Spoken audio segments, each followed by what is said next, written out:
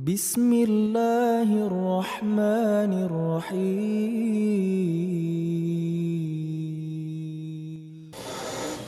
Innal hamdalillah nahmaduhu wa nasta'inuhu wa nastaghfiruh wa na'udzu billahi min shururi anfusina wa min sayyiati a'malina. Man yahdihillahu fala mudilla lahu wa man yudlil fala hadiya lahu. Asyhadu an la ilaha illallah wahdahu la syarika lahu wa asyhadu anna Muhammadan 'abduhu wa rasuluh.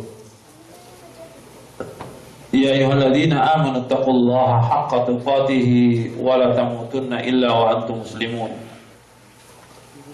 Ya ayyuhan nasu taqu rabbakum alladzi khalaqakum min nafsin wahidah wa khalaqa minha zawjaha wa batha minhuma rijalan katsiran wa nisaa'a wattaqullaha alladzi tasaaluna bihi wal arham innallaha kana 'alaikum raqiba. Ya ayyuhalladzina amanu taqullaha wa qulu qawlan sadida yuslih lakum a'malakum wa yaghfir lakum dhunubakum wa man yuti'illaha wa rasulahu faqad faza fawzan 'azima. Amma ba'du fa inna asdaqal hadithi kitabullah wa khairal hadi hadi Muhammad sallallahu alaihi wa ala alihi wa sallam wa syarrul umuri muhdatsatuha wa kullu muhdatsatin bid'ah wa kullu bid'atin dhalalah wa kullu dhalalatin finnar. Ayolah ikhwah azakumullah, kepada ikhwah dan akhwat yang dimuliakan oleh Allah Subhanahu wa taala, alhamdulillah kita bersyukur kepada Allah Subhanahu wa taala atas segala nikmat yang Allah karuniakan kepada kita, nikmat Islam, nikmat iman, nikmat sehat, nikmat afiat, nikmat dijauhkan oleh Allah dari berbagai macam malapetaka. Kita bersyukur kepada Allah Subhanahu wa taala atas segala nikmat yang Allah karuniakan kepada kita, dan kita wajib bersyukur kepada Allah atas seluruh nikmat yang Allah karuniakan. Dan kita berusaha menjadi hamba-hamba yang bersyukur kepada Allah Subhanahu wa taala.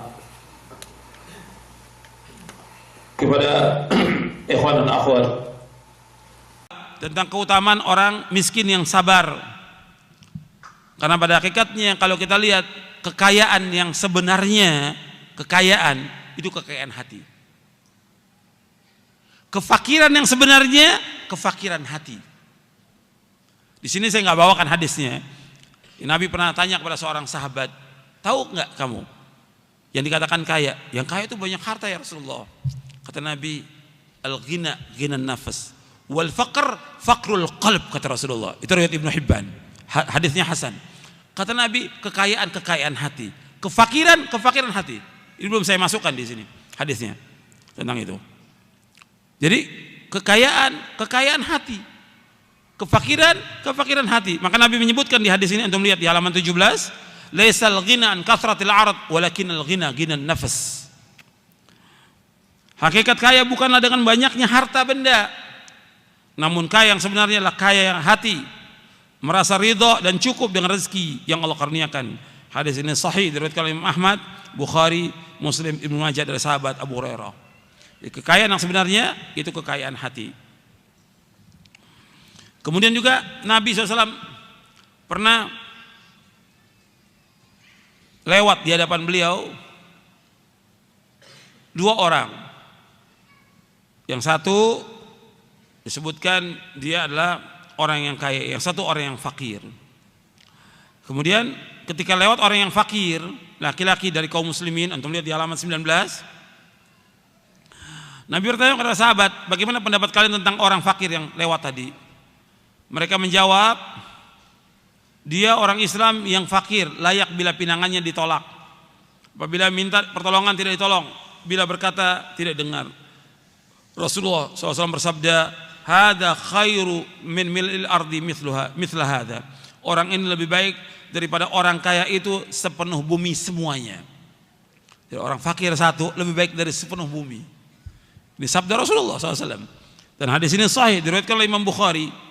Artinya orang miskin yang sabar itu dia lebih baik daripada orang kaya yang dia tidak bersyukur kepada Allah, yang tidak ibadah kepada Allah Subhanahu wa taala. Bahkan kalau ada orang yang umpamanya satu orang kaya dia kafir dengan satu orang miskin yang paling miskin di dunia ini tapi dia taat kepada Allah. Hadis ini dibawakan oleh Nabi SAW. Nanti di hari kiamat didatangkan orang yang paling kaya di muka bumi ini, kayanya luar biasa sudah. Semua nikmat dikasih sama Allah. Kemudian dia dimasukkan ke dalam neraka. Karena kekafirannya dia. Diangkat oleh Allah. Ditanya, ini orang yang paling kaya. Agnan nas, orang yang paling kaya. Ditanya, engkau pernah nggak merasakan kenikmatan, kekayaan, kesenangan? Apa kata orang ini? Nggak pernah ya Allah. Tidak pernah. Karena apa? Dibandingkan dengan beratnya siksa neraka. Nggak pernah dikatakan. Ini orang yang paling kaya. Semua dikasih nikmat oleh Allah, dimasukkan ke neraka karena kekafirannya. Kemudian ketika diangkat ditanya, engkau pernah nggak merasakan nikmat? Belum pernah ya Allah. Satu lagi, orang fakir yang taat kepada Allah. Di sorga ditanya, orang fakir ini, paling fakir di muka bumi ini, paling fakir, paling miskin, ditanya, engkau pernah nggak merasakan kesusahan, kesulitan di muka bumi ini? Belum pernah ya Allah. Subhanallah. Karena apa? Nikmatnya surga yang luar biasa. Makanya itu yang kita lihat, nilainya kita yang kita tuju sebagai seorang yang beriman, surga. Bukan dunia. Dunia nggak ada arti apa-apa. Makanya jangan kita melihat orang-orang kaya, orang-orang apa? Kafir dikasih kekayaan, nggak ada arti apa-apa. Allah sengaja memberikan kekayaan kepada mereka untuk mengazab mereka di muka bumi ini. Sengaja. Dan Allah sebutkan dalam Al-Quran bahwa Allah memberikan kekayaan kepada orang kafir untuk mengazab mereka. Makanya kita jangan silau dengan dunia ini, dengan kekayaan orang. Kita bersabar dengan kefakiran yang ada dan bersyukur atas nikmat Allah Subhanahu wa taala. Makanya tentang sabar atas kefakiran, kemiskinan, kita harus sabar. Sebab kata Nabi SAW, wa ma'uti adun ata'an khairan wa usa' minas sabar. Dan tidak ada pemberian yang lebih baik dan lebih luas bagi seorang daripada kesabaran. Makanya ketika kita diberikan oleh Allah SWT cobaan dengan kefakiran, kemiskinan, harus sabar dengan itu. Jangan banyak mengeluh kepada manusia, jangan. Kita harus merasa cukup dengan apa yang Allah berikan rezeki kepada kita. Nabi bersabda, antum lihat di halaman 21. Nabi bersabda SAW, al-yadul ulya khairun minal yadis sufla. Wabda biman ta'ul wa khairu sadaqa an dhahri ghina. Wa man yasta'fif yu'ifahu Allah wa man yastaghni yughnihillah. Tangan yang di atas lebih baik daripada tangan yang di bawah. Maka mulailah dari orang yang engkau tanggung. Sebaik-baik sedekah selebih dari kecukupan. Barang siapa yang menjaga dirinya, Allah akan jaga dia. Barang siapa yang merasa cukup, maka Allah akan berikan kecukupan kepada dia. Maka kita bersyukur kepada Allah SWT. Tangan yang di atas yang memberi lebih baik daripada tangan di bawah. Dan kita disuruh memberikan sedekah, infak, nafkah kepada orang yang kita tanggung. Orang tua kita, istri, anak, dan orang-orang yang kita tanggung. Dan sebaik-baik sedekah yang kita keluarkan dari selebih keperluan. Dan barang siapa menjaga kehormatan dirinya, nggak mau minta-minta, Allah akan jaga dia. Dan ini orang yang mulia, yang tidak minta-minta. Dan barang siapa yang merasa cukup, Allah akan terus memberikan kecukupan kepada dia. Hadis ini sahih, riwayat Bukhari, Ahmad, Tabrani dan yang lainnya. Kemudian ikhwan fillah, azakumullah, ini yang kita akan bahas bab yang ketiga, yaitu tentang kewajiban orang fakir miskin. Ini paling penting. Jadi ketika orang membahas tentang bagaimana mengentaskan kemiskinan atau mengatasi kemiskinan, pertama orang miskin dulu yang dibahas. Kalau soal pemberian dari pemerintah, dari orang kaya, zakat atau kaum muslimin, tetapi orang fakirnya mereka tidak ibadah kepada Allah, nggak ada manfaatnya. Mengentaskan atau mengatasi kemiskinan nggak ada manfaatnya. Maka yang manfaat dibahas tentang orang fakir miskin, dijelaskan kepada mereka. Yang pertama, Untuk melihat di halaman 27 bab yang ketiga. Jadi wajib mengimani qada dan qadar, dan wajib meyakini bahwa Allah Maha mengetahui, Allah Maha adil, Allah Maha bijaksana dalam setiap perkara yang Allah takdirkan. Ini harus kita imani. Rukun iman itu ada 6. Yang keenam, an tu'mina bil qadari khairihi wa syarri. Engkau beriman kepada qada dan qadar, baik dan buruk. Harus kita imani, baik dan buruk. Rukun iman yang keenam itu, bahwa semua ini Allah sudah takdirkan, semuanya. 50.000 tahun sebelum Allah menciptakan langit dan bumi. Tapi bukan berarti ketika kita mengatakan ya Allah sudah takdirkan begini, dari mana dia tahu? Tapi tetap dia harus ada usaha. Ketika dia fakir, dia sudah usaha tetap demikian. Kita mengatakan Allah sudah takdirkan demikian, tapi bukan berarti dia nggak berubah. Harus berubah kepada yang lebih baik. Harus usaha, harus ikhtiar, harus ibadah kepada Allah, harus memohon kepada Allah. Terus seperti itu. Dan antum perhatikan bahwa rezeki ini Allah sudah bagi semuanya. Allah berfirman dalam surah Al-Isra di ayat 30, "Inna rabbaka yabsutur rizqa liman yasha'u wa yaqdir. Innahu kana bi'ibadi khabiran basira." Sesungguhnya Rabb kamu meluaskan rezeki liman yasha'u wa yaqdir, bagi siapa yang Allah kehendaki dan Allah takdirkan. Artinya Allah meluaskan rezeki dan artinya Allah melapangkan rezeki, menyempitkan rezeki bagi siapa yang Allah kehendaki. Dan Allah mengetahui dan melihat hamba-hambanya. Jadi yang menentukan rezeki itu banyak, sedikit, Allah yang menentukan semuanya. Dan Allah mengetahui.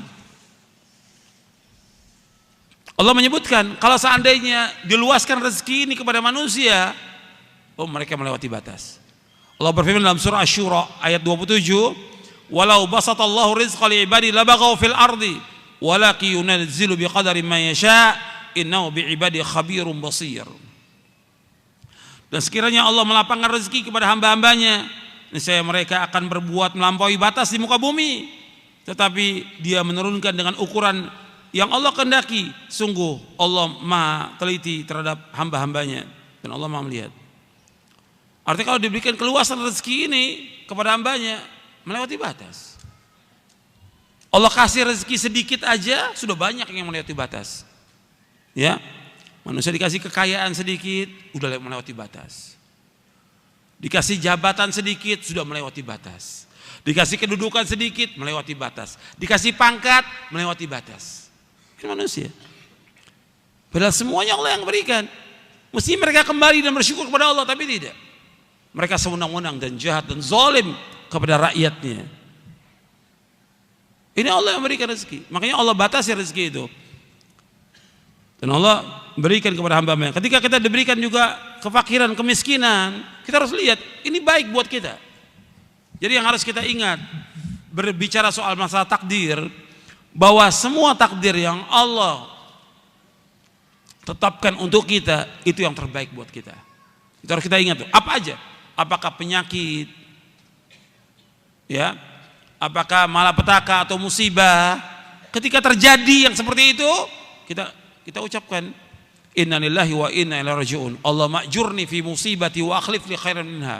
Dan kita meyakini bahwa itu yang terbaik. Kita sabar dan redha. Sabar dan redha. Sebab semua yang berjalan di muka bumi dan di langit, semua berjalan dengan kehendak Allah SWT. Gak ada yang bisa terluput. Satu pun makhluk gak ada yang bisa terluput dari kehendak Allah SWT. Gak bisa. Semuanya berjalan di langit dan di bumi dengan takdir Allah Subhanahu wa ta'ala. Harus kita ingat itu semuanya. Makanya kita harus sabar dan meyakini. Kalau kita yakin semua musibah dari Allah, Allah akan tunjuki hati kita. Seperti Allah firmankan dalam surah At-Taghabun, "Ma asaba min musibatin illa biiznillah wa man yu'min billahi yahdi qalbah wallahu bikulli syai'in alim." Apa saja musibah menimpa kalian itu dengan izin Allah semuanya. Barang siapa yang beriman, Allah tunjuki hatinya. Wa man yu'min billahi yahdi qalbah, Allah tunjuki hatinya. Dan Allah Maha mengetahui atas segala sesuatu. Kemudian yang kedua, sabar. Yang kedua, sabar. Kalau dapat ujian, cobaan, itu harus sabar. Banyak orang ketika mendapatkan cobaan, ujian, nggak sabar dia. Waktu dikasih kekayaan, fasilitas, dia nggak bersyukur kepada Allah. Ketika dapat cobaan, ujian, penyakit, kemudian juga kurang harta, atau dagangannya nggak laku, atau usahanya juga bangkrut, atau yang lain, kita harus sabar. Sabar atas semuanya itu. Karena semua Allah yang takdirkan. Dan adukan semuanya kepada Allah Subhanahu wa ta'ala. Yang ketiga, jangan melihat kepada orang yang lebih kaya. Ingat tuh, jangan melihat kepada orang yang lebih kaya.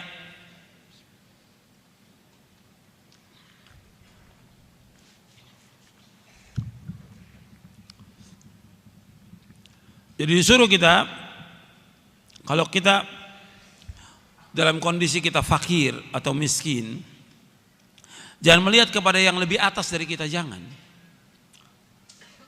Nabi SAW menyuruh kita melihat kepada yang bawah. Unzuru ila man huwa asfala minkum wala tanzuru ila man huwa fawqakum fahuwa ajdaru alla tazdaru ni'matallahi alaikum. Antum lihat hadisnya di halaman 32. Unzuru ila man huwa asfala minkum wala tanzuru ila man huwa fawqakum fa innahu ajdaru alla tazdaru ni'matallahi alaikum. Lihatlah kepada orang yang berada di bawah kalian. Jangan melihat kepada orang yang berada di atas kalian. Karena demikian lebih patut agar kalian tidak meremehkan nikmat Allah yang telah diberikan kepada kalian. Hadisnya sahih riwayat Bukhari, Muslim dan yang lainnya. Ya, suruh kita melihat kepada yang bawah kita.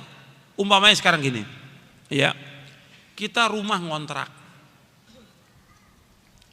cuma punya sepeda, gitu. Ya, kita lihat kepada yang bawah, jangan lihat kepada tetangga yang punya motor,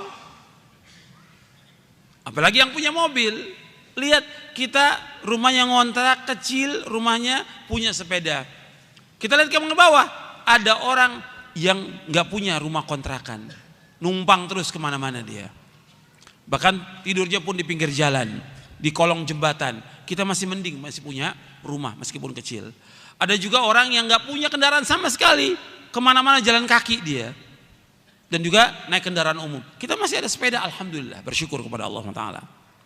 Ketika kita punya motor, ya, kemudian juga di rumah ada sedikit barang yang kita miliki, jangan lihat kepada yang atas, yang punya mobil. Kita lihat kepada yang bawah, kita masih mending punya motor. Tetangga kita sepeda aja nggak punya. Jadi kita bersyukur. Kita bilang rumahnya sempit, alhamdulillah masih punya rumah, daripada kita nggak punya rumah. Meskipun ukurannya RSSS sudah, yang paling kecil. Tapi kita masih bersyukur masih punya rumah. Jadi suruh lihat, Nabi suruh melihat kepada yang bawah. Semuanya seperti itu. Sama nanti berkaitan dengan usaha kita, dagang kita. Kita sehari dapat 10.000. Alhamdulillah bersyukur pada Allah. Teman kita yang usaha sama bisa dapat 20 atau 30.000. Kita masih bersyukur, masih dapat rezeki. Selalu begitu dalam kita hidup ini seperti itu. Begitu juga berkaitan dengan penyakit. Kita sakit, ya, berobat dan terus berobat. Kita katakan, kok saya terus sayang kena penyakit. Kita masih bersyukur kepada Allah dan sabar kita atas penyakit ini. Sebenarnya banyak orang yang lebih parah penyakitnya dari kita. Kalau kita lihat ke rumah sakit, masih banyak orang lebih parah daripada kita. Maka kita masih bersyukur kepada Allah dengan penyakit yang Allah berikan. Mudah-mudahan menghapuskan dosa kita, mengangkat derajat kita, dan mudah-mudahan Allah masukkan kita ke surga dengan sebab penyakit itu. Nikmat dari Allah SWT. Kadang-kadang kita nggak tahu bahwa disitulah nikmat yang Allah berikan kepada kita. Makanya Syekhul Islam Ibnu Taimiyah mengatakan al-masaibu ni'mah, kata beliau. Al-masaibu ni'mah, musibah itu semuanya nikmat. Maka tingkatan yang paling tinggi bersyukur atas musibah itu. Itu yang paling tinggi sudah. Yang paling rendah, yang paling jelek mengeluh dan tidak ridho kepada musibah itu. Makanya tingkatan yang paling tinggi syukur. Di bawahnya ridho, di bawahnya sabar, di bawahnya lagi murka dengan musibah itu. Enggak boleh. Makanya harus perhatikan, kita disuruh melihat kepada yang di bawah. Begitu juga tentang bentuk tubuh. Karena dalam hadis riwayat Bukhari berkaitan dengan tubuh hadis ini. Ya, orang diciptakan oleh Allah macam-macam. Ya. Ada yang mungkin tubuhnya dia cacat. Maka lihat kepada yang di bawah dia, masih banyak yang lebih cacat daripada dia. Jangan lihat ke yang atas. Supaya apa? Allah ciptakan semua ini agar manusia kembali kepada Allah SWT. Makanya ketika ada seorang sahabat, perhatikan ini, dibawakan oleh Syekh Albani dalam silsilah Ahadits Shahih. Ada seorang sahabat yang dia cacat kakinya sampai kainnya sengaja dipanjangkan untuk menutupi cacatnya, melewati mata kaki. Kemudian Nabi tegur, wahai Abdullah, irfa thawbak, angkat. Sebab laki-laki nggak boleh celananya atau kainnya atau gamisnya melebihi mata, nggak boleh laki-laki, angkat. Ya Rasulullah, saya cacat, saya ingin menutupi kaki saya cacat. Apa kata Rasulullah? Inna kulla khalqillahi hasan, kata Nabi. Subhanallah, semua ciptaan Allah itu indah, semua ciptaan Allah itu indah. Tetap meskipun kamu cacat, tetap kamu angkat kain itu dari atas mata kaki. Nggak boleh di bawah mata kaki laki-laki, harus di atas. Kalau perempuan harus di bawah mata kaki perempuan. Bajunya itu harus di bawah mata kaki perempuan itu. Tapi kalau laki dia di atas mata kaki. Yang Nabi mengatakan kullu khalqillahi hasan, semua ciptaan Allah itu indah. Makanya dengan diberikan demikian supaya dia kembali kepada Allah, bersyukur kepada Allah.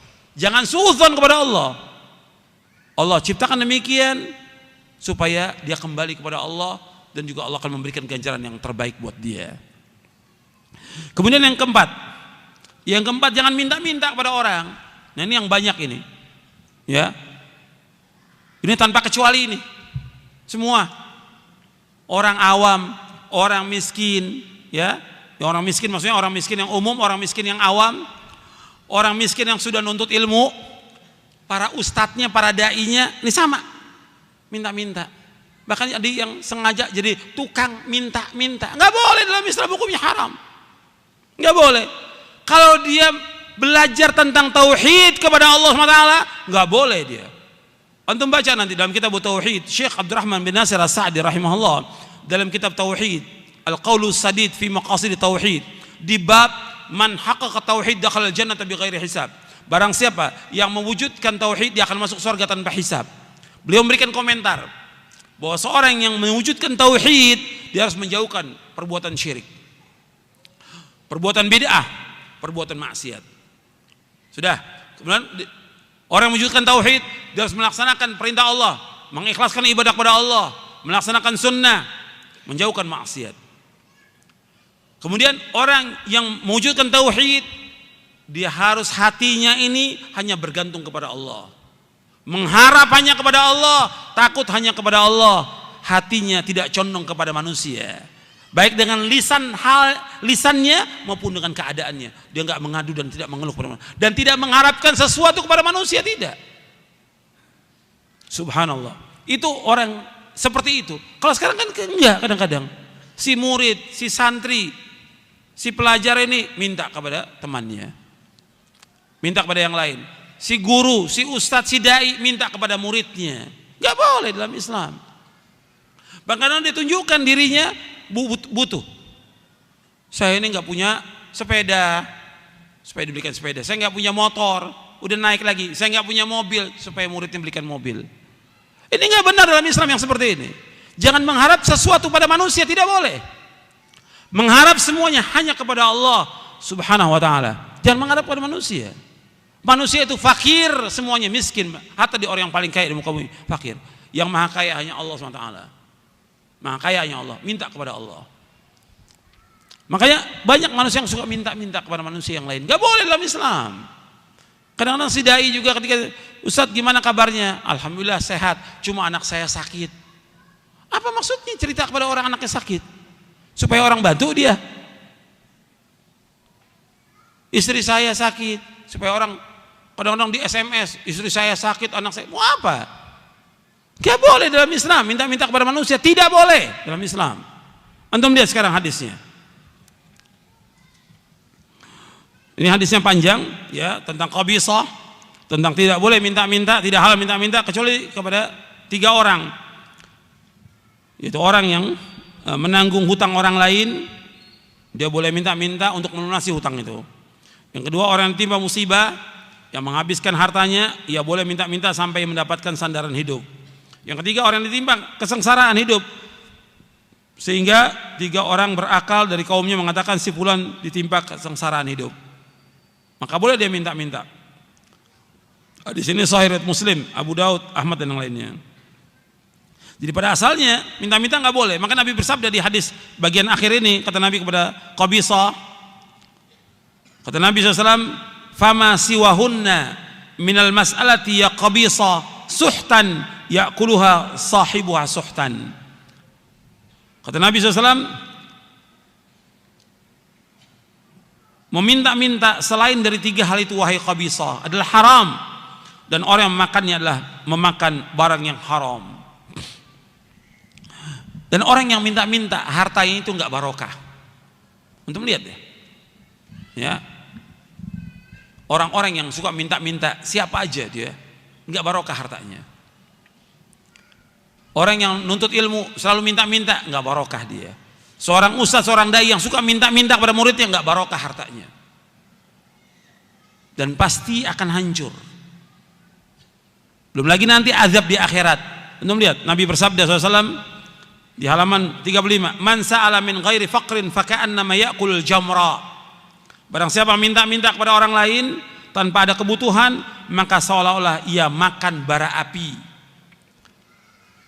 Hadis sahih riwayat Imam Ahmad, Ibnu Khuzaimah dan yang lainnya. Rasulullah SAW juga bersabda, man sa'ala an-nasa amwalahum takatsura fa inna ma yas'alu jamra falyastaqil aw liyastakthir. Barang siapa meminta-minta harta kepada orang lain untuk memperkaya diri, maka sungguh ia hanyalah meminta bara api. Maka silakan ia minta sedikit atau banyak. Ini ancaman ya, ditahdid, ini ancaman. Silakan dia minta bara api itu sedikit atau banyak. Hadis sahih riwayat Muslim, Ahmad dan yang lainnya. Nabi juga bersabda SAW, al-mas'alatu kaddun yakuddu biha rajul wajha ila yas'al rajulu sultanan aw fi amri la budda min. Meminta-minta merupakan cakaran yang seorang mencakar wajahnya dengannya, kecuali jika seorang minta kepada penguasa atau suatu hal perkara yang sangat perlu. Hadis sahih riwayat Tirmidzi, Abu Daud dan yang lainnya. Jadi minta-minta hukumnya haram. Bukan sekedar haram, tapi merusak tauhid rububiyah.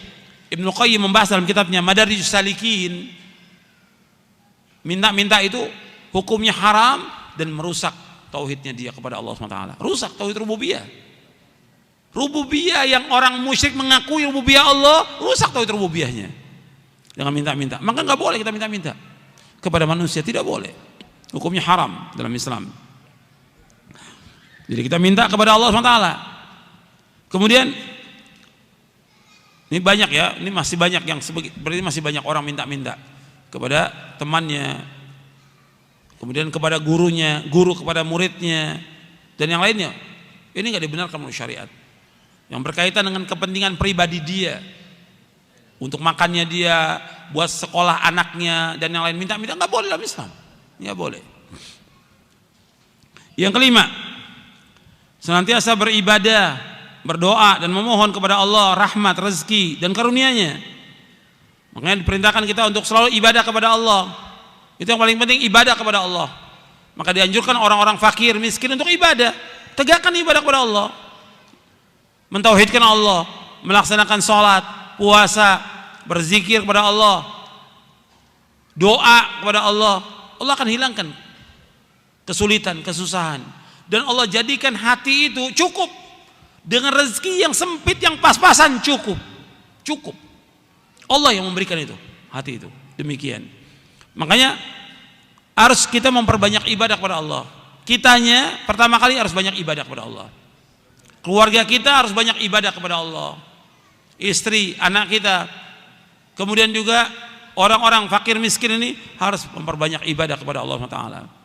Dengan ibadah Allah akan berikan rezeki. Ibadah. Makanya ketika Allah menyebutkan tentang sholat, Allah kaitkan sholat itu dengan rezeki. Antum lihat kalau yang bawa mushaf Al-Quran, ya sebenarnya banyak ayatnya, cuma diantara dalam surah Thaha.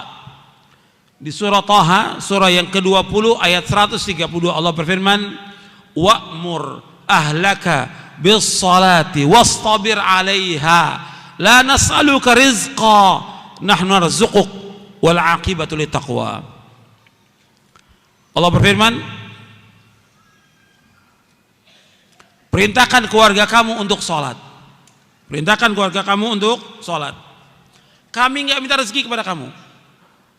Kami yang ambilkan rezeki kepada kamu dan akibat yang baik bagi orang yang bertakwa. Allah sebutkan di sini suruh sholat dan Allah akan memberikan rezeki kepada mereka. Sholat kebutuhan kita, kewajiban dan kebutuhan. Kalau kita sholat dengan ikhlas kepada Allah, dengan khusyuk, dengan tumanina dan ingat kepada Allah, itu kenikmatan yang luar biasa sudah. Makanya coba kita berusaha bagaimana sholat kita ini lebih baik daripada sebelumnya. Nikmat. Dan kita merasa puas dengan rezeki yang Allah berikan. Nabi SAW merasa nikmat. Kalau sudah sholat, nikmatnya luar biasa sudah. Cuma banyak orang kalau sholat terburu-buru. Ya tidak? Terburu-buru sampai nggak sempat zikir. Habis sholat mestinya zikir, langsung pegang HP. Oh, jadi budak HP. Zikir kepada Allah, sibuk dengan HP. Sibuk dengan pekerjaan. Salat, kata Nabi, wa ju'ilat qurratu aini fis shalah. Dijadikan ketentraman, ketenangan hatiku dalam salat. Nikmat Nabi kalau sudah salat. Nikmat, lama kalau Nabi salat itu. Rukunya lama, sujudnya lama, nikmat. Tenang. Kenapa? Munajat kepada Allah. Karena Allah berada di hadapan kita ketika kita salat. Maka dengan itu kita akan terus munajat kepada Allah. Merasa bersyukur dengan nikmat Allah dan merasa cukup dengan rezeki yang Allah berikan. Ibadah kepada Allah, Allah pasti akan cukup dengan rezeki itu. Makanya di sini sholat Allah mudahkan. Contoh yang lain, Maryam bintu Imran, ibunya Nabi Isa alaihi salatu wassalam, ibadah di mihrabnya.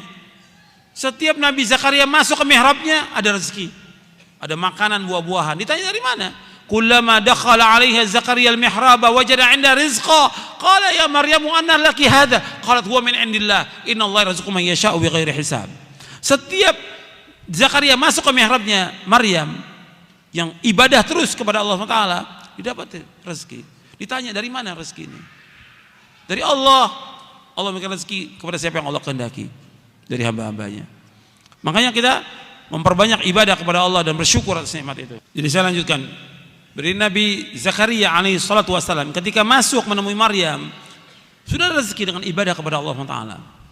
Karena dia memang sudah bernazar untuk ibadah kepada Allah Subhanahu wa taala.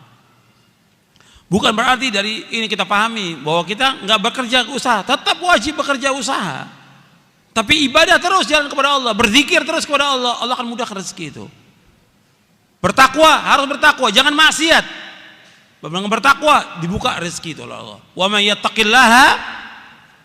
yattaqillaha yaj'al lahu makhraja wa yarzuqhu min haitsu la yahtasib. Barang siapa yang takwa kepada Allah, dibukakan jalan keluar oleh Allah.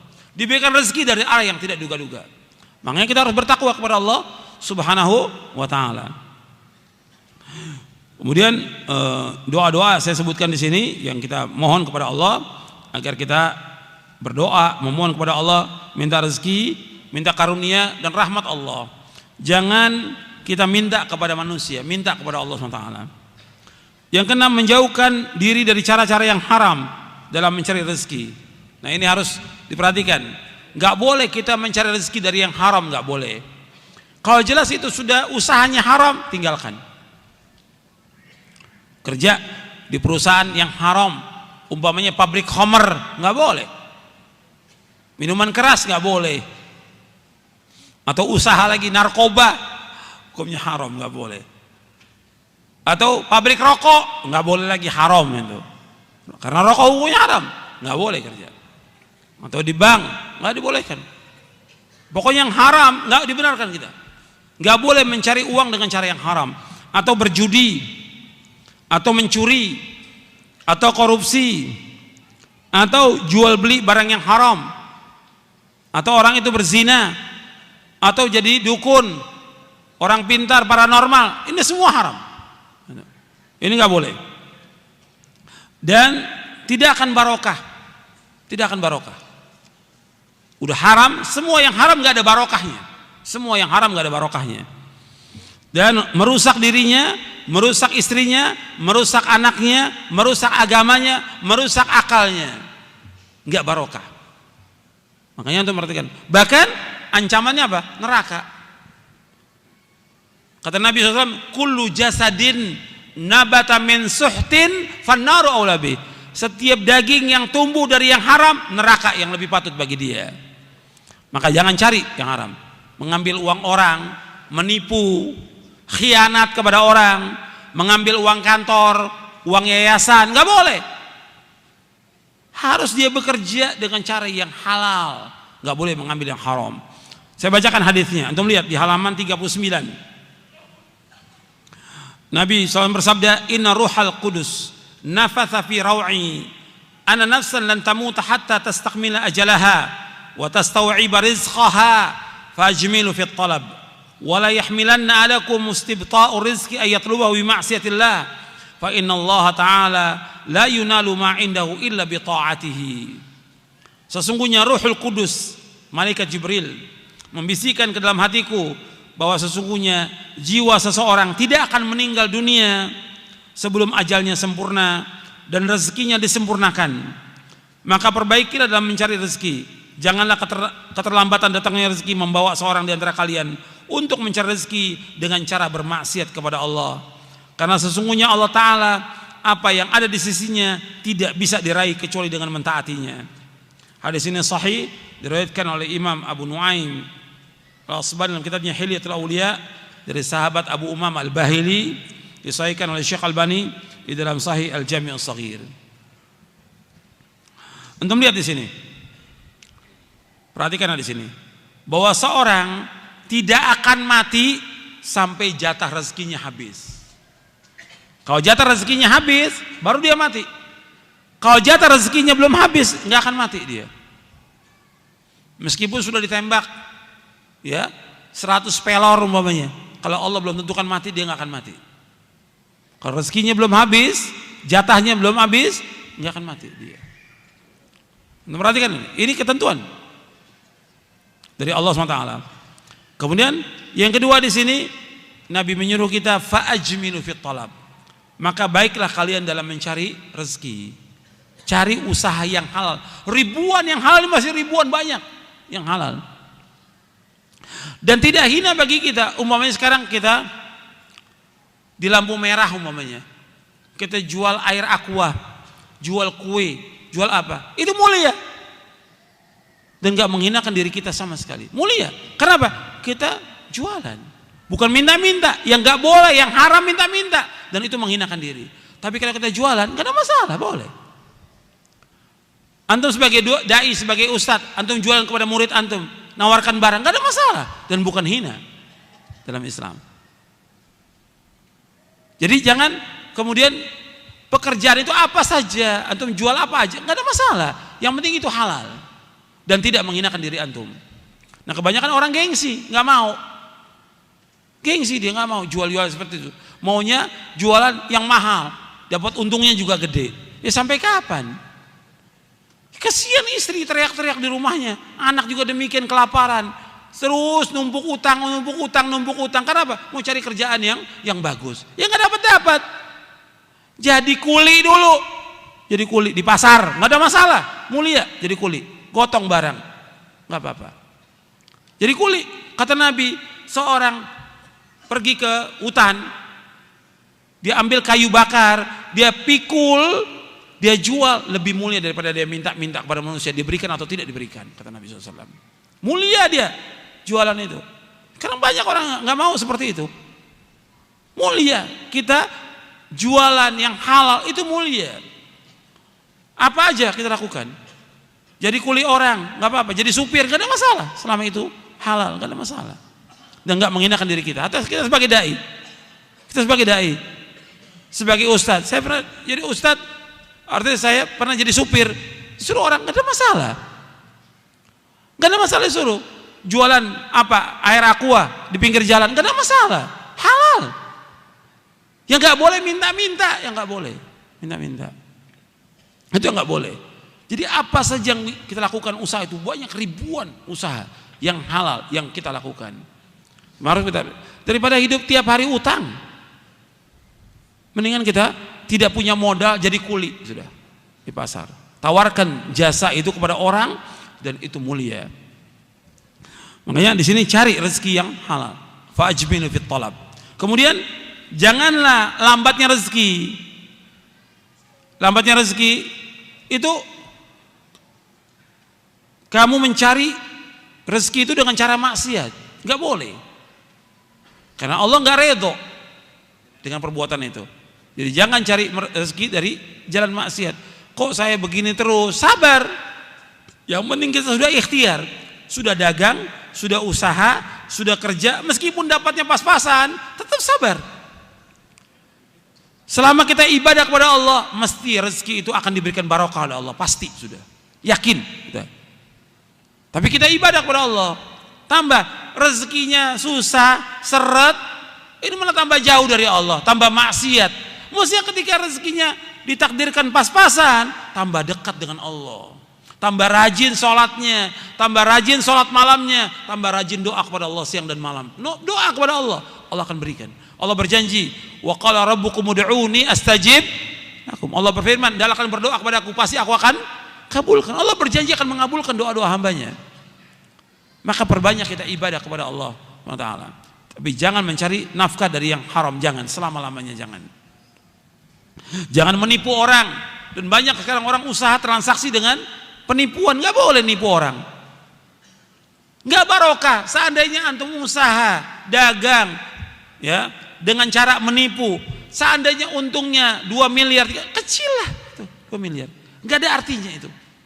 Tapi tidak barokahnya, dosanya, siksanya sampai hari kiamat nanti. Ruginya dia. Kita cari dengan keringat kita sendiri yang halal, itu mulia. Tapi jangan cari dengan keringat orang lain. Kita cari dengan minta kepada Allah supaya Allah berikan kemudahan, dan pasti Allah akan berikan kemudahan. Tapi jangan berbuat maksiat kepada Allah. Yang ketujuh, bekerja dengan jujur, amanah dan sungguh-sungguh. Kerja dengan jujur, amanah, sungguh-sungguh. Jadi kalau kita kerja sama orang, ya harus amanah. Masuk kerja, kita sudah masuk kerja di kantor atau perusahaan, meskipun ikhwan kita sendiri, teman kita sendiri, kan ada aturannya. Masuk jam 8, pulang jam 4. Peraturan. Kita sudah bikin perjanjian, kamu kerja dari jam segini, kamu dapat gaji segini. Sudah kita tanda tangan, setuju. Penuhi janji itu. Kita sudah berjanji, penuhi janji. Wa'ufu bil ahdi innal ahda kana mas'ula. Penuhi janji itu, karena janji itu akan ditanya oleh Allah. Kita sudah tanda tangan, kita kerja di perusahaan itu, bahwa kita dari jam 8 sampai jam 3 atau jam 4. Laksanakan dengan baik tugas itu. Tidak menghalangi ibadah kita kepada Allah. Di tengah-tengah itu kita masih bisa melaksanakan ibadah kepada Allah Subhanahu wa taala.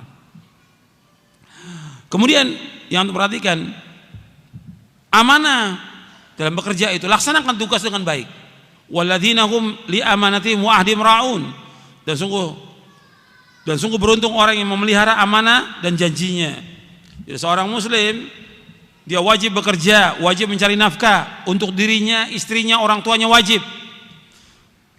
Dan kalau dia sudah bekerja, usaha, dia harus amanah, nggak boleh khianat, dan dia juga harus jujur dan sungguh-sungguh kerja itu. Jangan malas-malasan, sungguh-sungguh. Ini harus kita perhatikan dalam masalah kita bekerja. Kadang-kadang orang sudah dikasih nikmat oleh Allah bekerja, nikmat sudah. Apakah dia sebagai guru, apakah dia di satu perusahaan, Masya Allah, ikhwan kita juga, dan jauh dari maksiat, nggak campur lagi perempuan, usaha jelas halal, itu bersyukur pada Allah, kerja dengan baik.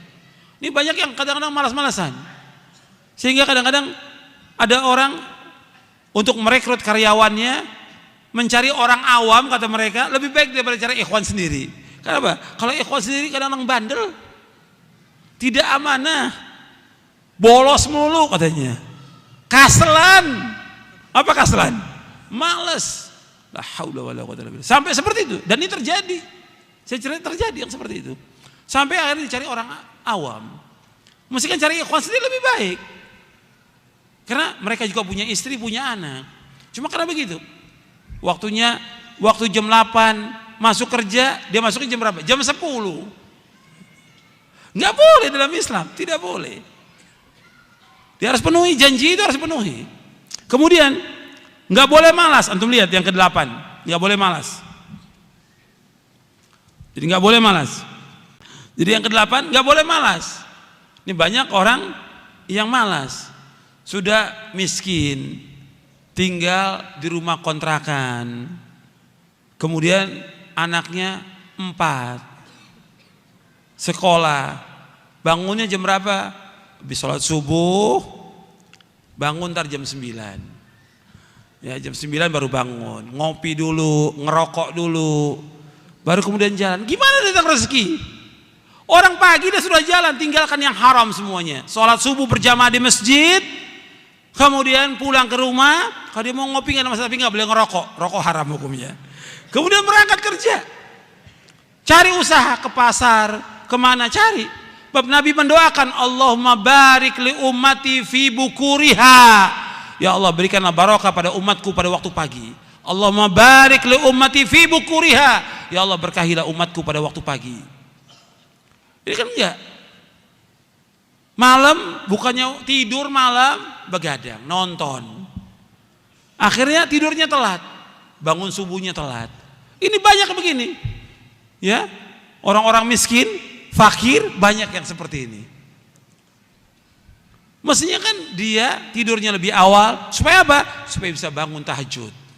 Doa kepada Allah, minta ampun atas semua dosanya, minta ampun buat dia, minta ampun buat orang tuanya, minta ampun buat istrinya, buat anaknya, minta jalan keluar yang terbaik dari kehidupan dia. Minta hidayah, minta petunjuk, minta diselamatkan dari malapetaka, minta sorga, jauhkan dari api neraka. Banyak permintaan yang diminta, minta rezeki yang halal kepada Allah. Bangun tengah malam doa. Kemudian subuh sholat berjamaah di masjid, zikir pada subuh, zikir pagi. Kemudian setelah itu pulang ke rumah, berangkat lagi, cari maisha. Keluar dari rumah, jangan di rumah, keluar dari rumah. Apa yang bisa kita cari maisha ini? Ini banyak diam di rumah, jadi beban dia. Beban buat orang tuanya, beban buat istrinya, beban buat anaknya orang ini. Nggak boleh dalam Islam, nggak boleh kita jadi beban buat orang lain selama-lamanya. Kita harus jadi orang yang bermanfaat buat manusia yang lain. Khairun nas anfa'uhum linnas. Sebaik-baik manusia yang bermanfaat buat orang lain. Yang jadi beban dalam hidup ini. Kita harus menjadi orang yang semangat, nggak boleh malas. Nggak boleh malas. Nggak boleh futur. Nggak boleh kemudian nggak mau bekerja, nggak mau belajar, malas. Nggak boleh dalam Islam. Antum baca hadisnya. Halaman 41. Nabi SAW bersabda, al-mu'minul qawiyyu khairun wa habbu ila Allah minal mu'minid dhaif. Wa fi kullin khairun ihris ala ma yanfa'uka wasta'in billah wa la ta'jaz. Wa in asabaka syai'un fala taqul law anni fa'altu kadza wa kadza walakin qul qadarullahu wa ma qadarullahu wa ma syaa fa'al. Atau boleh juga qadarullahi wa ma syaa fa'al. Fa inna law taftahu amal syaitan. Kata Nabi SAW, untuk perhatikan hadisnya, halaman 41. Halaman 41. Mukmin yang kuat lebih baik dan lebih dicintai oleh Allah daripada mukmin yang lemah. Dan pada keduanya ada kebaikan. Sungguh-sungguhlah untuk mendapatkan apa yang bermanfaat bagi kamu. Minta tolong kepada Allah dalam segala urusan kamu. Jangan sekali-kali engkau merasa lemah. Apabila engkau ditimpa musibah, jangan sekali-kali engkau berkata, seandainya aku berbuat demikian, tentu tidak akan terjadi begini dan begini. Tetapi katakanlah, ini telah ditakdirkan oleh Allah, dan Allah berbuat apa saja yang Allah kehendaki. Karena ucapan seandainya akan membuka pintu perbuatan syaitan. Hadis sahih riwayat Muslim, Ahmad, Ibnu Majah dari sahabat Abu Hurairah. Antum perhatikan di sini. Perhatikan. Jangan tidur. Jangan ngobrol. Itu yang belakang jangan ngobrol. Jangan main HP. Perhatikan baik-baik supaya antum dapat ilmu yang bermanfaat. Nanti sia-sia jalan dari tempat yang jauh sampai sini nggak dapat apa-apa, rugi. Pengajian ini harus mendapatkan manfaat dan barokah buat antum, buat kita semuanya. Di sini Nabi bersabda, mukmin yang kuat lebih baik dan lebih cintai Allah daripada mukmin yang lemah. Wa fi kullin khairun, pada keduanya ada kebaikan. Saya mau tanya kepada antum, kebaikan apa? Ya, yang depan ini. Semuanya jawab. Ada hadiahnya enggak? Ya, jawab yang depan ini. Kata Nabi, wa fi kullin khairun, pada keduanya kebaikan. Kebaikan apa? Iya, kebaikan apa? Masa nggak bisa jawab? Siapa yang bisa jawab? 6. Bukan. Kata Nabi, mukmin yang kuat lebih baik daripada mukmin yang lemah. Wa fi kullin khairun, pada keduanya ada kebaikan. Kebaikan tentang apa?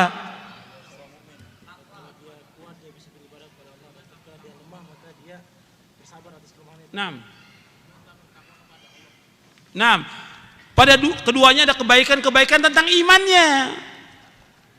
Mukmin yang kuat lebih baik daripada mukmin yang lemah. Pada keduanya kebaikan tentang apanya? Tentang imannya, masih ada iman dia. Kalau orang kafir nggak ada kebaikannya. Orang kafir nggak ada kebaikannya. Jadi mukmin yang kuat lebih baik dan lebih dicintai Allah daripada mukmin yang lemah. Jadi mukmin yang kuat itu lebih baik dan lebih cintai daripada mukmin yang lemah. Makanya kita nggak boleh menjadi orang yang lemah. Iman kita harus kuat. Iman kita harus kuat. Jangan selalu mengatakan, saya kan orang awam, sudah 10 tahun ngaji, saya orang awam. Kenapa dia mengatakan begitu? Supaya boleh semua maksiat dilakukan. Iya kan, kalimat itu kalimat saya orang awam, supaya apa? Supaya boleh semua yang dilanggar. Nggak boleh. 10 tahun ngaji masih bilang orang awam.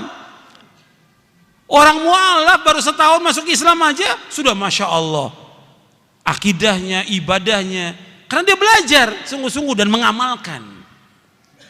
Kalau zaman Nabi baru masuk Islam, baru mengucapkan 2 kalimat syahadat, sudah perang, syahid, sorga selama-lamanya yang kekal abadi. Baru mengucapkan 2 kalimat syahadat. Ya ini udah ngaji 10 tahun, kita orang awam Ustadz, orang awam 10 tahun ngaji, belajar apa antum? Maksudnya kalau 10 tahun tuh udah banyak yang dia hafal dari Quran, udah hafal dari hadis, udah banyak yang dilaksanakan dari ibadah kepada Allah. Mesti demikian. Sudah banyak kitab yang dibaca. 10 tahun ngajinya. Gitu. Iya, harus seperti itu orang Islam. Nggak boleh jadi orang yang lemah. Kemudian kata Nabi, perhatikan di sini. Ihris ala ma yanfa'uka wasta'in bila wala ta'jaz. Berkemauan keraslah kepada apa yang bermanfaat bagi kamu. Minta tolong kepada Allah, jangan lemah. Ini perhatikan, kita harus berkemauan keras kepada yang bermanfaat. Mencari nafkah, saya tanya kepada antum, manfaat atau tidak? Manfaat. Nuntut ilmu, manfaat. Harus kita berkemauan keras kepada yang bermanfaat bagi kita. Membantu orang tua, membantu istri, membantu anak, membantu orang fakir miskin, harus kita punya semangat. Berkemauan keras kepada yang bermanfaat bagi kamu, terutama berkaitan dengan nuntut ilmu. Berkemauan keras. Nuntut ilmu harus punya kemauan yang keras. Ibadah kepada Allah punya kemauan yang keras. Kita mau ibadah haji, umroh, kita orang fakir miskin, tapi punya kemauan keras. Saya pengen ibadah haji. Meskipun saya nggak punya apa-apa, miskin, tapi tetap saya pengen ibadah haji. Minta kepada Allah, pasti Allah akan kabulkan. Saya miskin nggak punya apa-apa, tapi saya pengen umroh, Allah akan kabulkan doa itu. Jangan bilang, ingat deh, jangan bilang gini, ya saya orang miskin, gak punya apa-apa, gimana saya bisa ibadah haji? Jangan mengatakan demikian. Apalagi mengatakan, saya orang fakir, miskin, gak mungkin saya ibadah haji. Gak mungkin, Allah Maha berkuasa atas segala sesuatu. Jangan mengatakan demikian. Jangan menghinakan diri kita, dan jangan meremehkan kekuasaan Allah SWT. Kita wajib husnudzon kepada Allah. Allah akan memberikan segala macam kepada kita semuanya. Yakin, seorang yang beriman demikian. Yakin. Allah pasti membantu kita. Umumnya sekarang kita baca buku. Saya ini udah bertahun-tahun nggak bisa hafal ini juz amma. Kita punya kemauan keras. Orang lain kenapa bisa hafal juz amma? Kok kita nggak hafal? Harus bisa. Minta tolong kepada Allah. Jangan lemah. Harus bisa. Orang Islam seperti itu. Orang Islam tuh harus maju, bukan mundur. Perhatikan tuh. Orang Islam harus maju dalam kebaikan. Nggak boleh mundur. Makanya Ibnu Qayyim, perhatikan di sini. Tolong perhatikan. ketika membahas ayat dalam surah dalam kitabnya Madarijus Salikin, liman syaa'a minkum ayataqaddam aw yata'akhkhar. Bagi siapa yang Allah yang berkehendak untuk maju atau mundur. Kata Ibnu Qayyim rahimahullah rahmatan wasi'ah, orang muslim dia harus maju, nggak boleh mundur dia. Apapun yang dihadapi harus maju dia dalam kebaikan, nggak boleh mundur. Maju adalah menuju sorga, mundur berarti neraka. Kata Ibnu Qayyim rahimahullah rahmatan wasi'ah. Maju sorga, mundur neraka. Makanya kita harus maju orang Islam, berkemauan keras kepada yang bermanfaat, mencari nafkah manfaat. Nggak boleh jadi beban buat orang lain, harus cari nafkah kita. Cuma tinggal kita bagi waktunya. Waktu kita buat ibadah kepada Allah, waktu buat membaca Al-Quran, waktu kita buat nuntut ilmu, waktu buat mencari nafkah, waktu buat istri kita, waktu buat anak, waktu buat hadir majelis taklim. Harus kita ngatur waktu. Waktu kita buat olahraga, ada waktu. Tinggal pandai nggak kita mengatur waktu itu. Kalau kita pandai mengatur waktu, kita akan jadi orang yang sukses, orang yang beruntung kita. Harus kita banyak waktu yang sia-sia kalau kita lihat. Bukan hanya orang awam, hatta talabatul, hatta para dai banyak yang waktunya berantakan. Urusannya sibuk dengan yang sia-sia, nggak ada manfaatnya sama sekali. Makanya kita harus berkemauan keras kepada yang bermanfaat. Tapi ingat di sini, wasta'in billah, minta tolong pada Allah. Jangan kita andalkan akal kita, jangan kita andalkan kepintaran kita, jangan kita andalkan kekuatan kita, tapi minta tolong pada Allah bahwa kita pada hakikatnya lemah, nggak punya apa-apa dan punya kemampuan. Minta tolong pada Allah SWT. Dalam semua hal kita minta tolong pada Allah. Kemudian wala ta'jas, jangan lemah. Jangan lemah, jangan malas, jangan lemah. Orang beriman harus kuat, nggak boleh lemah, nggak boleh patah semangat. Gagal, nggak boleh patah, terus jalan. Usaha dagang gagal, dagang ini gagal, terus nggak boleh berhenti. Tetap pasti suatu waktu Allah akan berikan jalan peluang yang terbaik, yang Allah ganti puluhan kali lipat dari kerjaan sebelumnya. Pasti yang seperti itu, yakin, husnudzon kepada Allah dan minta tolong pada Allah. Itu orang beriman. Orang yang beriman itu harus punya semangat yang kuat dan tinggi, nggak boleh lemah, nggak boleh rendah. Karena Allah mencintai orang-orang yang punya akhlak yang mulia dan tinggi. Dan Allah nggak suka orang-orang yang punya akhlak yang rendah. Allah nggak suka. Karena Allah, kata Nabi, yuhibbu ma'alil umur wa yakrahu safsafaha. Allah mencintai akhlak yang mulia yang tinggi, dan Allah tidak suka kepada akhlak yang rendah. Patah semangat, malas, ini akhlak yang rendah. Nggak boleh orang yang beriman punya akhlak yang rendah. Harus semangat. Antum sekarang belum hafal Quran, saya harus bisa hafal Quran. Enggak semuanya, bisa 2 juz, 3 juz, harus. Saya belum bisa baca kitab ini, harus bisa saya baca kitab. Saya belum bisa usaha dagang, saya harus bisa dagang ini. Supaya bermanfaat. Begitu orang Islam. Harus maju dan harus berkembang, enggak boleh mundur dia. Kalau kena musibah, kita bilang takdir Allah ini. Qadarullah ma syaa fa'al. Jangan kita mengingat, coba kalau dulu saya begini, kalau saya begini, nggak boleh kalau-kalau, karena kalau-kalau dan seandainya membuka pintu peluang setan. Kemudian saya bawakan di sini bahwa seorang muslim, antum lihat di halaman 42. Halaman 42 saya bacakan ini. Seorang muslim wajib melaksanakan ibadah kepada Allah dengan sungguh-sungguh, menuntut ilmu dengan sungguh-sungguh, melaksanakan sholat dengan sungguh-sungguh, mencari nafkah harus sungguh-sungguh untuk mendapatkan rezeki yang halal, dan dia wajib minta tolong kepada Allah dan jangan sekali-kali dia lemah dan malas. Seorang muslim harus bangun pagi-pagi sebelum waktu subuh. Ingat tuh, bangun sebelum subuh. Udah bangun, orang muslim bangun sebelum subuh. Kemudian sholat witir, kalau bisa sholat tahajud dulu 2 rakaat sholat witir. Kemudian berdoa, kemudian istighfar minta ampun kepada Allah. Kemudian sholat subuh di masjid dengan berjamaah. Setelah sholat hendaklah ia berzikir, membaca zikir pagi. Kemudian setelah itu berjalan untuk mencari nafkah. Nabi SAW mendoakan orang Islam yang bangun pagi hari dan berusaha di pagi hari. Allahumma barik li ummati fi bukuriha. Ya Allah, berkahilah umatku pada pagi hari. Hadis ini sahih dari Imam Ahmad dan diriwayatkan juga oleh Imam Abu Daud. Yang kesembilan yaitu tawakal hanya kepada Allah dan tidak bersandar kepada rezeki. Tawakal kepada Allah. Kita harus tawakal kepada Allah, serahkan urusan ini kepada Allah SWT. Allah berfirman dalam surah At-Talaq ayat 2 dan 3. Wa may yattaqillaha yaj'al lahu makhraja wa yarzuqhu min haitsu la yahtasib wa may yatawakkal 'ala Allah fa huwa hasbuh innallaha balighu amri qad ja'ala Allah likulli syai'in qadra. Barang siapa yang takwa kepada Allah, maka Allah akan membukakan jalan keluar baginya dan dia memberinya rezeki dari arah yang tidak disangka-sangka. Dan barang siapa bertawakal kepada Allah, niscaya Allah akan mencukupkan keperluannya. Sungguh Allah melaksanakan urusannya. Sungguh Allah telah mengadakan ketentuan bagi segala sesuatu. Tawakal tidak menafikan ikhtiar. Ikhtiar baru tawakal.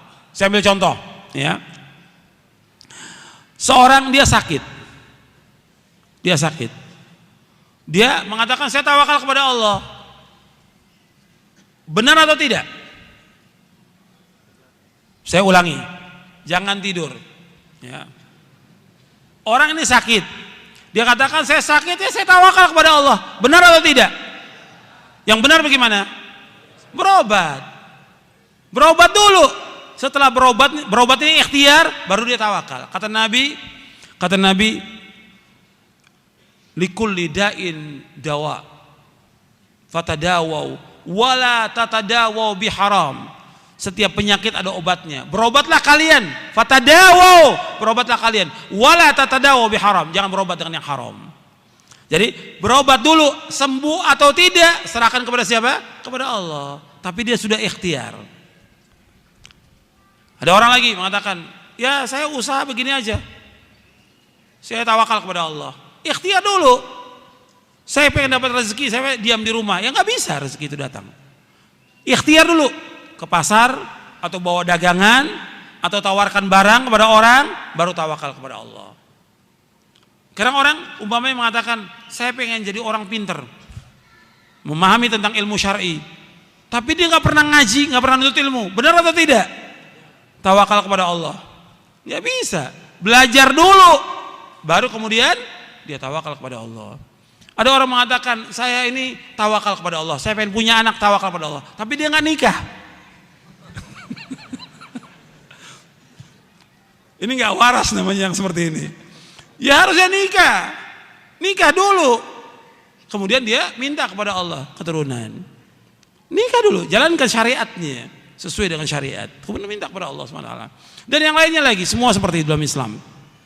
Jadi harus dia tawakal kepada Allah dengan apa? Dengan ikhtiar dulu. Makanya ketika ada seorang sahabat yang datang ke Masjid Nabawi, kemudian dia ontaknya dilepas. Tawakal kepada Allah. Apa kata Nabi? I'qilha tsumma tawakkal Allah. Ikat dulu ontanya, baru tawakal kepada Allah. Jangan kita ngaji motor, kita orang ngaji motor nggak bakal orang ambil. Kita kan mau sholat di masjid, sudah kuncinya taruh aja di motor, sholat, motornya hilang sudah. Alasannya tawakal, tidak bisa. Justru kalau perlu ke masjid itu kuncinya ganda. Gitu. Jadi motor kuncinya ganda, karena orang banyak maling di masjid. Jadi tawakal itu dengan apa? Ikhtiar dulu. Kunci dulu motornya atau mobilnya, baru tawakal kepada Allah. Itu Nabi yang mengajarkan demikian. Kemudian selanjutnya, Nabi menyebutkan kalau kita tawakal kepada Allah, Allah berikan rezeki. Antum lihat hadisnya di halaman 44. Lau annakum tatawakkaluna 'ala Allahi haqqa tawakkuli la razaqakum kama yarzuqut tayra taghdu khimasan wa taruhu bitana. Kata Nabi, kalau seandainya tawakal kepada Allah dengan sebenar-benar tawakal, Allah akan berikan rezeki kepada kalian sebagaimana Allah berikan rezeki kepada burung. Pagi hari dia keluar dalam keadaan lapar, sore hari pulang dalam keadaan kenyang. Nabi umpamakan seperti burung. Burung tiap hari keluar, ya. Keluar cari rezeki. Sore hari pulang sudah kenyang. Hadis ini sahih riwayat Imam Ahmad, Tirmidzi dan yang lainnya. Kita disuruh tawakal, suruh cari nafkah, suruh bekerja, suruh usaha. Tapi ingat, bekerja, usaha, dagang, jangan melupakan zikir kita kepada Allah, jangan melupakan ibadah kepada Allah. Itu penting itu. Kemudian yang ke-10, memiliki sifat qanaah, ridho, puas dengan apa yang Allah karuniakan. Jadi kita ajarkan diri kita, istri kita, anak kita untuk qanaah. Qanaah itu artinya puas dengan rezeki yang Allah berikan kepada kita. Puas, merasa cukup dengan apa yang ada. Ini penting loh. Masalah qanaah ini penting. Kita harus mempunyai sifat qanaah. Nabi bersabda, qad aflaha man aslama wa rizqa kafafan wa qana Allah bima ata. Sungguh beruntung orang yang masuk Islam, diberikan rezeki yang cukup dan dia merasa puas dengan apa yang Allah berikan kepadanya. Sungguh beruntung orang yang masuk Islam, diberikan rezeki yang cukup dan dia merasa puas dengan rezeki yang Allah berikan. Kita harus merasa puas dengan rezeki yang Allah berikan kepada kita, terus syukuri nikmat itu. Kalau kita syukur setiap rezeki yang datang kepada kita, dapat rezeki 1.000, 5.000 rupiah, 10.000 setiap hari, cukup buat istri kita, anak kita, terus bersyukur kepada Allah. Sebab Allah berfirman, la in syakartum la azidannakum wa la in kafartum inna adzabi lasyadid. Seandainya kamu syukur, Allah akan tambahkan rezeki. Kalau kamu kufur, azab Allah sangat pedih. Kemudian juga Nabi bersabda sallallahu alaihi wasallam, antum lihat di halaman 46, man asbaha minkum aminan fi sirbihi mu'afan fi jasadihi inda uqutu yaumi fa kana mahizat lahu dunya. Barang siapa di antara kalian berada di pagi hari dalam keadaan aman pada dirinya, merasa sehat badannya, mempunyai persediaan makan untuk hari itu, maka seakan ia diberikan dunia.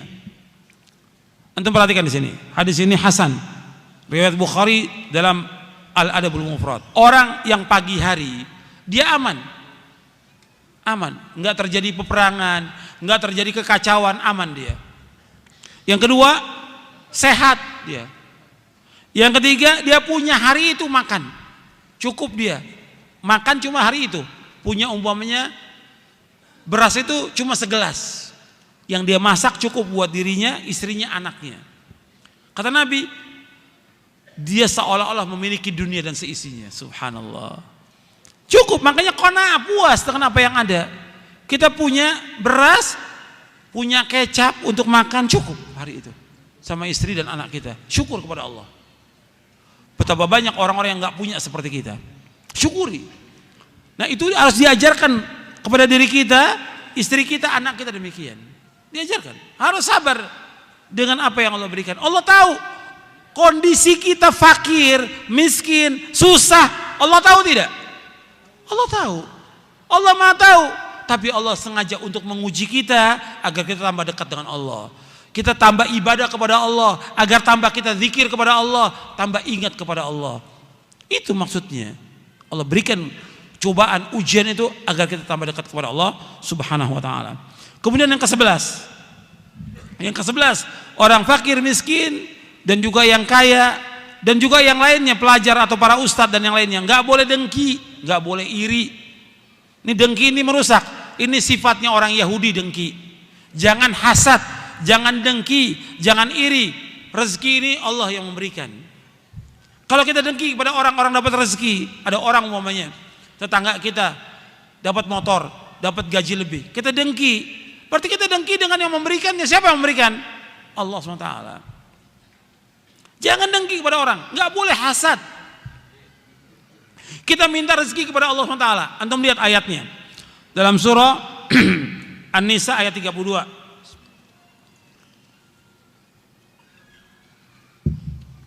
Dalam surah An-Nisa ayat 32 Allah berfirman, wala tatamannau ma faddalallahu bi ba'dakum ala ba'd lirrijal nasibu mimma iktasabu walin-nisa'i nasibu mimma iktasab was'alullaha min fadlih innallaha kana bikulli syai'in alima. Dan janganlah kamu iri hati terhadap karunia yang Allah berikan kepada sebagian kamu atas sebagian yang lain, karena bagi laki-laki ada bagian dari apa yang mereka usahakan, dan bagi wanita ada bagian yang mereka usahakan. Mohonlah kepada Allah sebagian dari karunia-Nya. Sungguh Allah itu Maha mengetahui segala sesuatu. Jadi jangan kita iri, jangan dengki pada orang, jangan. Orang punya dapat rezeki, gaji dinaikkan, kemudian juga dia dikasih harta, dapat bonus, dia dapat kendaraan, dia dapat keturunan. Doakan dengan kebaikan. Doakan, barakallahu fiik, barakallahu fiik, barakallahu fiik. Doakan, mudah Allah berikan barokah kepada kamu. Doakan. Kalau ada teman kita dapat rezeki, doakan barakallahu fiik. Kalau dia memberikan sesuatu kepada kita, doakan lagi barakallahu fi ahlika wa malik. Mudah Allah memberikan berkah kepada kamu, kepada hartamu dan kepada keluargamu. Doakan kebaikan. Kita diundang makan kepada orang, kita diundang makan oleh orang, kita makan di rumahnya, kita doakan, Allahumma barik lahum fima razaqtahum waghfir lahum warhamhum. Doakan mereka. Indah agama Islam, saling mendoakan kebaikan, tidak hasad, tidak dengki dan tidak iri. Itu Islam. Dan anehnya kata Syekh Utsaimin rahimahullah, di antara para pedagang itu dengkinya luar biasa. Antum bisa lihat ya, satu dagang herbal, semuanya herbal. Satu dagang baju, semua dagang baju dan saling menjatuhkan. Yang satu dagang buku, semua dagang buku dan saling menjatuhkan. Ini hasadnya tinggi. Ya, yang lain demikian lagi, para pedagang yang lain. Kemudian nuntut ilmu, kata Syekh Utsaimin berkaitan dengan nuntut ilmu. Yang nuntut ilmu saling hasad. Dan yang sangat mengherankan lagi, para dai dengan para dai saling hasad, saling dengki di antara mereka. Waliyadzubillah. Sampai ada buku, ada seorang syekh nulis judulnya Tahasudul Ulama. Tahasudul Ulama, saling hasadnya antara ulama. Nauzubillah, nasallallahu alaihi. Hasad ini penyakit yang berbahaya. Sifat Yahudi dan merusak. Kita jangan dengki pada orang, jangan dengki pada orang. Jangan iri pada orang. Tidak ada manfaatnya bagi kita. Kita minta kepada Allah, was'alullaha min fadli, minta karunia kepada Allah SWT. Orang itu dapat rezeki, dapat gaji, dapat bonus, dapat harta, dapat kedudukan, dapat keturunan. Yang berikan siapa? Allah. Minta kepada Allah, Allah akan berikan lebih banyak dari mereka. Was'alullaha min fadli. Jangan dengki pada orang, jangan. Ada Nabi menyebutkan dalam hadis yang sahih diriwayatkan Imam Ahmad dalam musnadnya, ada orang yang dimasukkan oleh Allah ke dalam sorga, amalnya biasa, pas-pasan amalnya, seperti kaum muslimin, sholat yang wajib, sholat sunat, yang lainnya biasa. Tapi ada satu kelebihan dia, tidak pernah hasad pada orang. Dengan itu Allah masukkan dia ke sorga. Sampai dia datang ke masjid Rasulullah, telah datang ahli sorga. Siap datang, telah datang ahli sorga. Sahabat ingin tahu apa yang diamalkan. Dia katakan, saya tidak pernah hasad pada seorang pun juga.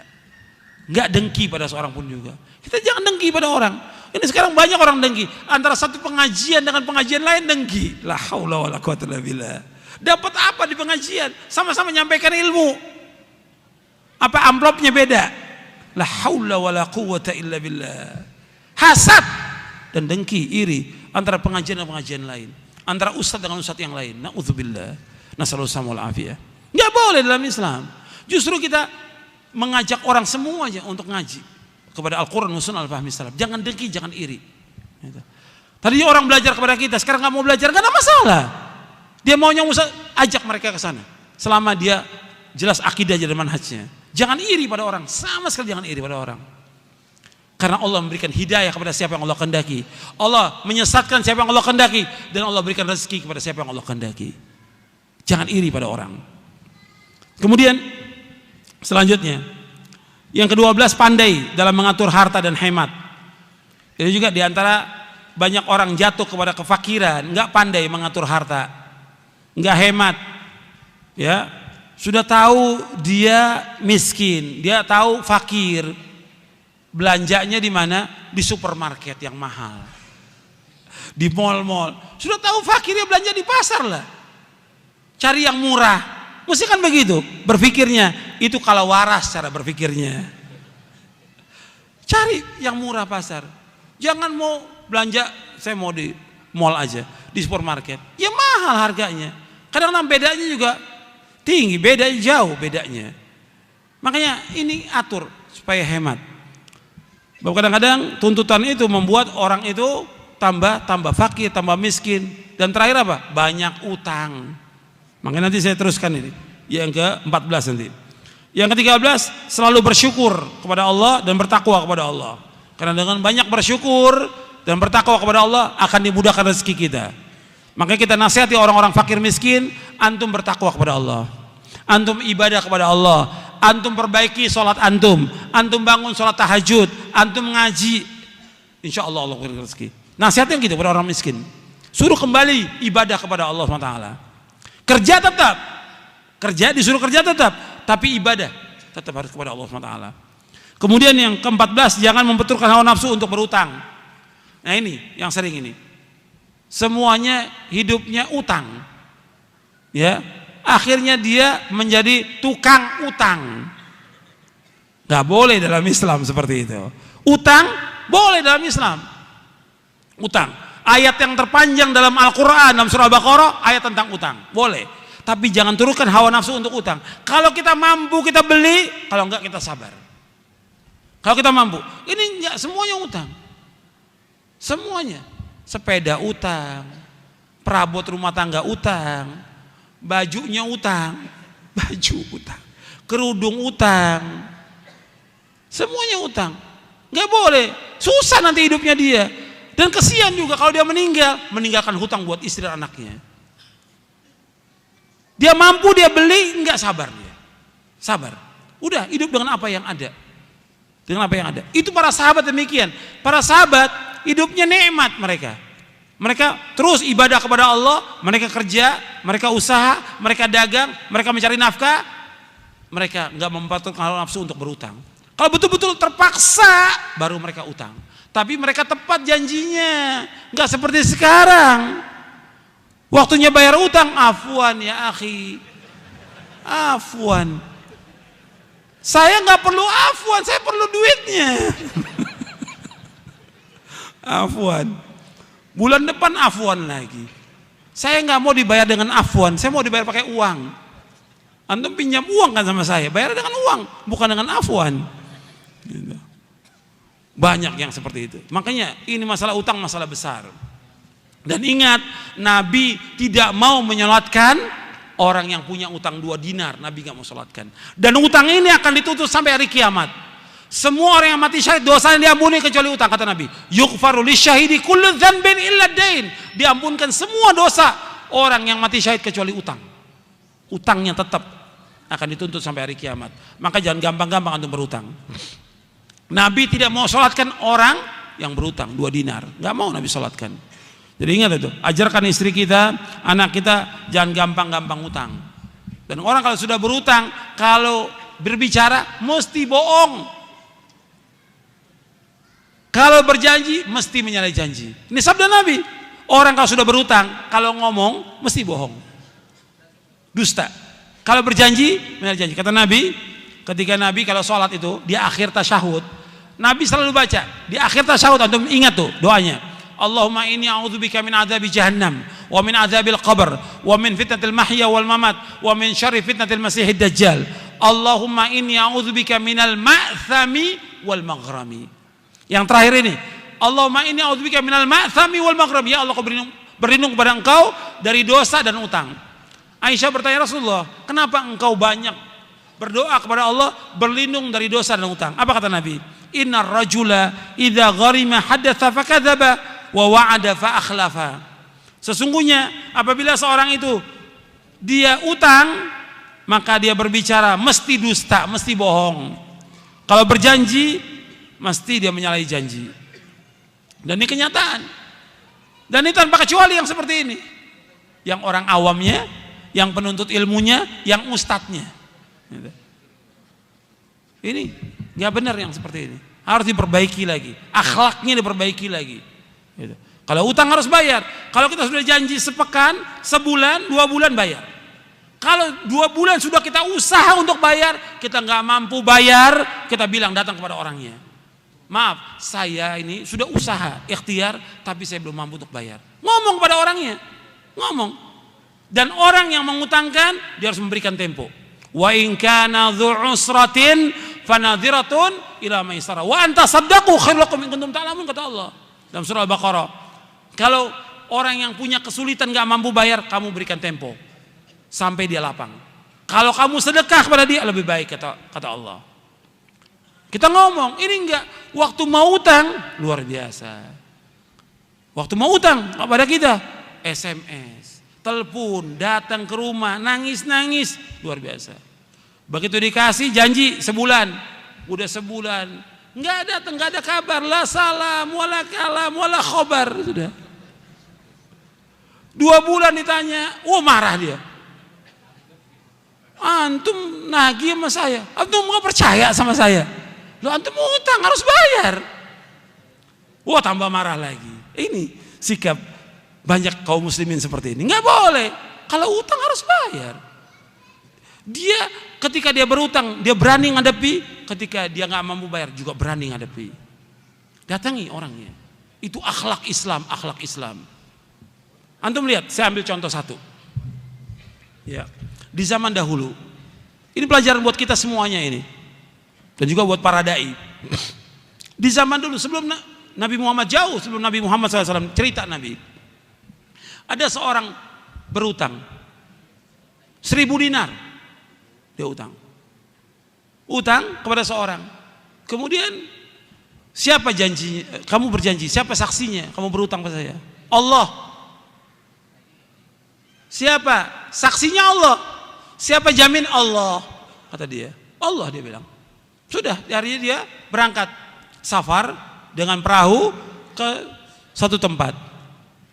Ketika sudah janji pada waktu itu, nggak dapat perahu dia untuk menyeberang. Tapi dia sudah berjanji pada orang itu. Ingat dia janjinya. Dia masukkan uang itu, 1.000 dinar itu ke dalam kayu. Dilemparkan, ya Allah, dulu saya pernah berutang pada si fulan, dan pada hari ini saya harus bayar. Waktu dia tanya, siapa saksinya? Engkau ya Allah. Siapa penjamin? Engkau. Ya Allah, sampaikan barang ini kepada dia. Dilempar ke tepi pantai. Sampai kepada orang itu. Orang itu sudah nunggu di pantai. Diambil kayu itu, dibuka 1.000 dinar itu. Kemudian sudah dibawa. Kemudian berapa hari kemudian baru dapat perahu dia. Dia bawa lagi uang 1.000 dinar. Dia berpikir nggak sampai uang itu. Sampai dia cari orang itu, ini dibayar 1.000 dinar. Bukankah engkau telah melemparkan uang di dalam kayu? Saya katakan kepada engkau, saya nggak dapat perahu waktu itu. Nah sekarang saya bayar. Mau bayar 2 kali. Enggak, kamu sudah bayar. Enggak, ini saya mau bayar. Seperti itu jujurnya orang, dan tepat dalam janji. Nabi ceritakan begini supaya kita ngambil ibrah pelajaran. Tapi banyak orang yang nggak ambil pelajaran seperti itu. Hatta kita di mana bisa kita bayar utang? Mudah sekarang ini. Jangan alasan saya kan keluar kota, saya sakit. Bisa. Kalau memang kita jujur, waktu bayar utang kita bayar. Kalau nggak mampu, kita telepon orang itu, kita kirimin surat bahwa kita belum mampu untuk bayar. Itu ajaran Islam dan itu akhlak yang mulia. Kemudian yang terakhir yang perlu saya ingatkan, ikhwan fillah, azakumullah, bahwa hidup ini merupakan cobaan dan ujian. Bahwa kita dicoba dengan berbagai macam cobaan, kita wajib sabar. Makanya seorang muslim, seorang muslimah, dia harus sabar dengan ujian kefakiran, kemiskinan, penyakit, kesusahan. Semua adukan kepada Allah, jangan adukan kepada manusia. Problem kita apa saja, dengan istri, dengan anak, adukan kepada Allah. Jangan adukan kepada teman kita. Jangan adukan kepada manusia. Yang mau mendengar nasib kita, keluhan kita hanya Allah. Yang bisa menyelesaikan semua urusan kita hanya Allah SWT, bukan orang lain. Itu ingat itu. Tutup rapat-rapat apa yang terjadi dalam rumah tangga kita. Jangan ceritakan pada orang lain. Kemudian yang perlu antum ingat, bahwa hidup ini untuk ibadah. Seperti awal saya mulai tadi, hidup ini untuk ibadah. Maka harus kita perhatikan bahwa kita ini wajib untuk beribadah kepada Allah Subhanahu wa taala dan mendekatkan diri kita kepada Allah Subhanahu wa taala. Antum lihat di halaman 146. 146. Yang wajib diperhatikan bahwa Islam mengatasi kemiskinan agar umatnya seluruhnya yang kaya maupun miskin beribadah kepada Allah Subhanahu wa taala. Mereka mewujudkan tauhid kepada Allah SWT. Jadi wajib diingat, bukan sekedar memberikan santunan, makanan dan uang kepada fakir miskin, tapi tujuannya adalah agar mereka beribadah kepada Allah, mentauhidkan Allah, melaksanakan salat 5 waktu, puasa di bulan Ramadan, melaksanakan kewajiban yang lainnya. Mereka berzikir kepada Allah SWT. Jadi ini masalah ini kaitannya untuk semua. Jadi orang-orang yang fakir, pemerintah, orang kaya tetap wajib membantu. Kita harus perhatikan, kita sebagai seorang muslim diberikan kelebihan harta oleh kita. Di samping kita berikan kepada istri kita, anak kita, orang tua. Ingat, kita disuruh memberikan nafkah kepada keluarga kita yang terdekat, tetangga, orang fakir miskin. Itu terus tiap hari kita mencari siapa orang yang bisa kita bantu. Orang Islam ingat, siapa sih yang bisa kita bantu hari ini? Kita alhamdulillah bisa makan, meskipun kita pas-pasan kita bisa makan, tapi kelebihan harta kita masih ada makan di rumah lebih. Siapa orang yang harus kita kasih? Tiap hari harus berpikir bagaimana kita berusaha menolong fakir miskin. Kata Nabi, as-sa'i 'alal armati wal miskin kal mujahid fi sabilillah. Orang yang berusaha menolong janda-janda yang miskin, orang-orang fakir seperti orang berjihad jalan Allah. sikap kita. Ingat, jangan kita menumpukan harta sebanyak-banyaknya. Kadang-kadang dia sebagai orang awam, kadang-kadang dia penuntut ilmu, kadang-kadang dia sebagai dai. Orang memberikan kekayaan banyak pada si dai ini. Kenapa dia nggak nolong fakir miskin? Tiap hari harus dia ingat bahwa banyak orang di sekitar kita yang susah dan miskin. Bantu mereka, tolong mereka. Banyak orang-orang yang nuntut ilmu susah. Guru-guru satu-satu di pedesaan banyak yang susah, bantu mereka. Kenapa kita makan enak, mereka susah? Harus dibantu dan wajib dibantu. Itu orang yang beriman kepada Allah Subhanahu wa taala. Saya pikir cukup sampai di sini. Kajian ini mudah-mudahan bermanfaat untuk kita semuanya dan dapat kita amalkan. Mudah-mudahan Allah memberikan barokah dari pertemuan kita, diberikan rahmat, dan Allah memberikan jalan keluar yang terbaik bagi kita, dan Allah mudah-mudahan menetapkan kita di atas Islam dan sunnah dan menjayakan agama Islam ini dan menghinakan segala macam bentuk kesyirikan dan kekufuran. Wassallallahu Nabi Muhammadin sallallahu alaihi wa ala alihi wasallam.